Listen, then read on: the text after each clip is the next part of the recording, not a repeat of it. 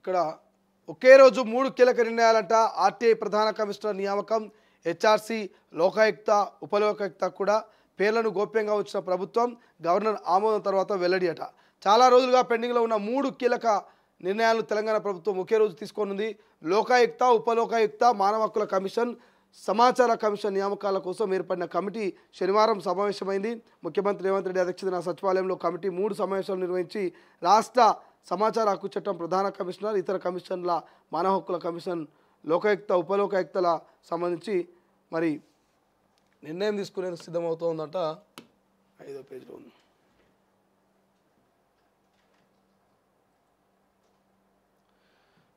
ఈ ఎంపికపై నిర్ణయం తీసుకున్నట్టు తెలుస్తోంది. హ్యూమన్ రైట్స్ కమిషన్ చైర్మన్ సభ్యుల ఎంపికపై తొలి సమావేశం నిర్వహించారు. ఈ మీటింగ్కు ముఖ్యమంత్రి రేవంత్ రెడ్డి, మండలి చైర్మన్ గుత్తా సుఖేందర్ రెడ్డి, స్పీకర్ గడ్డం ప్రసాద్ కుమార్తో పాటు సంబంధిత అధికారులు హాజరయ్యారు.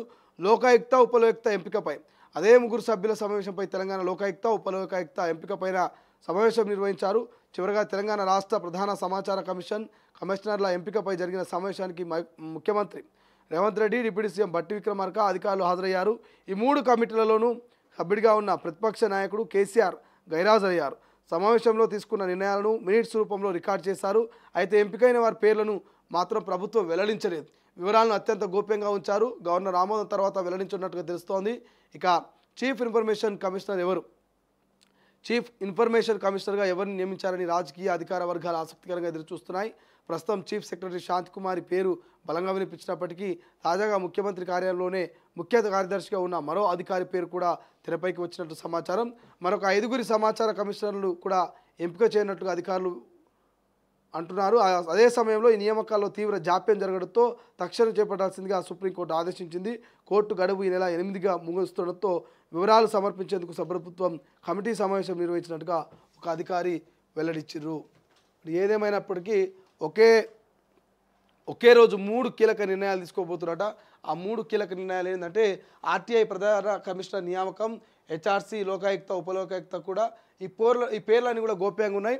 సో ఎప్పుడైతే గవర్నర్ ఆమోదం తర్వాత ఈ పేర్లన్నీ బయటకు వచ్చేటువంటి అవకాశం ఉంది. బట్ ఇంకా 3 కీలక నిర్ణయాలు అయితే వెల్లడి కాబోతా ఉన్నాయి గవర్నర్ నిర్ణయంతో అనేది క్లియర్గా తెలుస్తూ ఉంది. ఎందుకంటే కొంతమంది పేర్లు వినిపిస్తూ ఉన్నాయి. వీటికి సంబంధించిందే మనం ఎక్కడ చూసినాం. ఏబిఎన్లోనే రాసి ఇదే వార్త.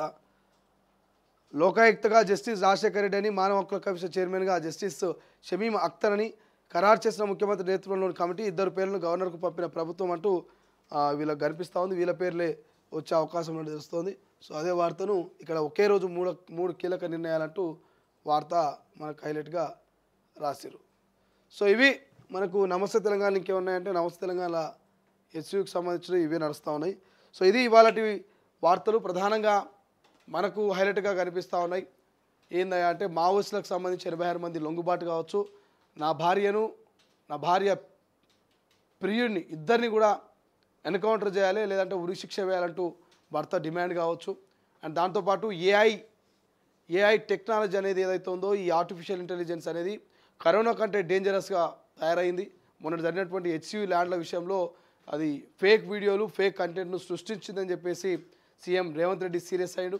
దీన్ని కోర్టు దృష్టికి తీసుకుపోతాం. భవిష్యత్తులో ఇటువంటి వాటిని అరికట్టేందుకు కొత్త టూల్స్ని, కొత్త టెక్నాలజీని తీసుకొస్తామంటూ కూడా ముఖ్యమంత్రి చెప్తున్న అంశం హైలైట్గా కనిపిస్తుంది. దాంతోపాటు ఇంకా హైలైట్గా అంటే బర్డ్ ఫ్లూకి సంబంధించి ఈ పక్కనే ఉన్నటువంటి బాడసింగారం రంగారెడ్డి జిల్లాకు బర్డ్ ఫ్లూ సోకినట్టు తెలుస్తోంది. బర్డ్ ఫ్లూ నేపథ్యంలో కొంత చికెన్ తినాలన్నా ఏం చేయాలన్నా కూడా కొంత ఆలోచించి నిర్ణయాలు తీసుకోవాలి. కాబట్టి మరి ఏం జరుగుతుంది, ఏం కథ అనేది చూద్దాం. బట్ ఏదేమైనప్పటికీ మాత్రం పొలిటికల్గా రోజుకు హీట్ పెరుగుతూ ఉంది. పొలిటికల్ వాతావరణం పొలిటికల్గా డేంజరస్గా మారబోతూ ఉంది. మరి రానున్నటువంటి లోకల్ బాడీ ఎన్నికల్లో, రానున్నటువంటి జిహెచ్ఎంసీ ఎన్నికల్లో ఇంకెట్లుండబోతుందో చూడాల్సిన అవసరం అవుతుంది. సో రైట్, ఇది ఇవాళ వార్తలు. మరిన్ని వార్తలతో మళ్ళీ కలుద్దాం. మీరైతే చూస్తుండండి తొలి వెలుగు.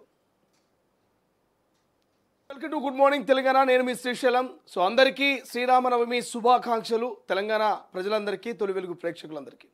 సో ముందుగాల రాష్ట్ర రాజకీయాలంతా కూడా ముదురుతూ ఉన్నాయి. ప్రధానంగా హెచ్సియూకి సంబంధించి ఏఐ కరోనా కంటే డేంజర్ అంటూ